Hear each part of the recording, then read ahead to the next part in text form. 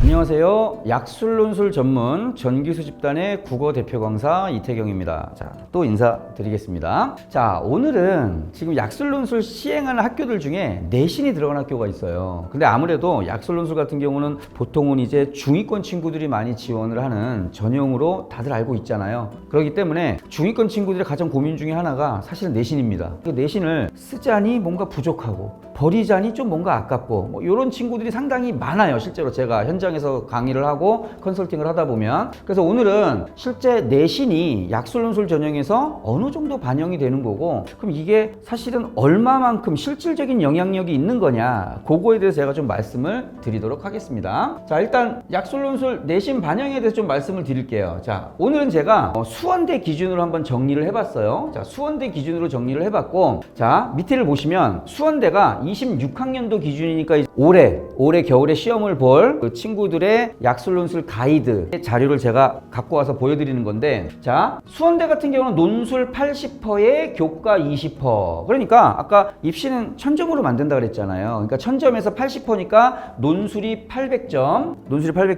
그리고 교과가 20%라고 했으니까 내신이 200점이라고 들어가시면 생각이 편하시겠죠? 그럼 1000점 만점에서 논술이 800, 내신이 200. 자, 그러면 논술이 온전하게 800이냐? 아니에요. 수원대 같은 경우도 15문제, 국어하고 수학의 자연 문과 또는 자연 인문 계열에 따라 국어하고 수학의 문제 비중이 다르다. 같은 데하고 비슷하다고 생각을 하시면 되는데, 그러면 여기서는 80이니까 여기서 150점이 실제 논술 점수로 들어가고, 그럼 나머지 650점은 그렇죠, 기본 점수라고 생각을 하시면 됩니다. 그 친구 시험장 가서 논술 100지로 내도 논술 점수는 650점 받는 겁니다. 물론 떨어지겠죠. 자, 그렇게 생각을 하시면 되고, 여기서 20%라고 해놓고 여기다가 또 배점은 또 100점이라고 해놨거든요. 그러니까 여기서 곱하기 2 하시면 돼요. 여기서 곱하기 2 하시면 되고, 그래서 1등급, 2등급, 3등급부터 쭉 순서를 매겨놨는데, 사실 이건 보기 편하라고 만들어 놓은 표라, 내신이 자기 내신이 나는 1등이요, 나는 2등급이요, 나는 3등급이요 이렇게 정해지진 않잖아요. 1등급하고 2등급, 2등급하고 2등급 사이에는 아주 촘촘한 친구들이 있겠죠. 자, 그건 일단 배제하고 그냥 1등급, 2등급, 3등급이다 이렇게 볼 때 이거를 200점으로 환산했기 때문에 점수차도 곱하기 2를 해서 3.5. 자, 그 말은 뭐냐면 2등급인 친구는 1등급인 친구보다 내신 200점에서 3.5를 빼겠다. 1000점에서 3.5점을 빼겠다. 1000점에서 3.5점이에요. 1000점에서 3.5점. 자, 그러면 3등급인 친구는 누적해서 7을 빼겠다. 빼겠다 이렇게 가는 거죠. 자, 그런데 가만히 보니까 7등급 보세요. 7등급을 보면 갑자기 7.5점으로 확 높여놨어요.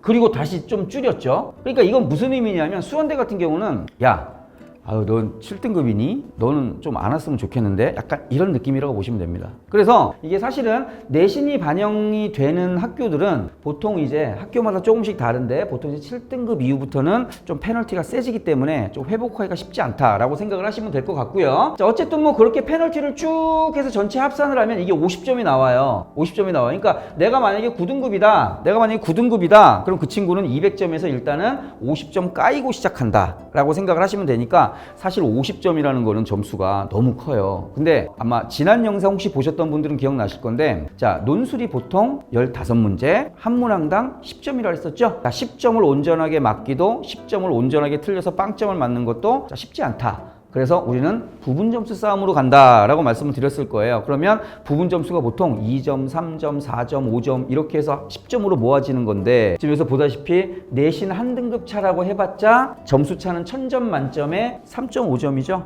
그러니까 내신 한 등급이 사실은 논술 점수에서 부분 점수 정도라고 생각을 하시면 돼요. 논술 열심히 공부하면 내가 6등급이어도 이거 충분히 커버가 되는 겁니다. 그럼 예를 들어서, 자, 지금 여기 수원대잖아요. 그죠? 제가 뭐 수원대를 이상하게 말하고자 하는 게 아니라 당연히 이제 학교에 어떤 그런 게 있으니까, 수원대 교과로 1등급으로 누가 가겠어요? 2등급 누가 가겠습니까? 3등급은 좀 있겠죠? 수원대 같은 경우는 간호대가 있으니까. 그러니까 실제로는 여기는 없는 거라고 보시면 됩니다. 우리 친구들 입장에서는. 경우는. 그러니까 실제로는 4, 5, 6등급 싸움이다. 그래서 제가 약술 논술 설명드릴 때 계속 중위권들의 전형이다. 중위권 전형의 뭐 꽃과 같은 거다. 성적을 역전시킬 수 있는, 입시를 역전시킬 수 있는 기회가 될 수 있다라는 게 4, 5등급 친구들을 위한 전형이라고 생각을 하시면 될 것 같아요.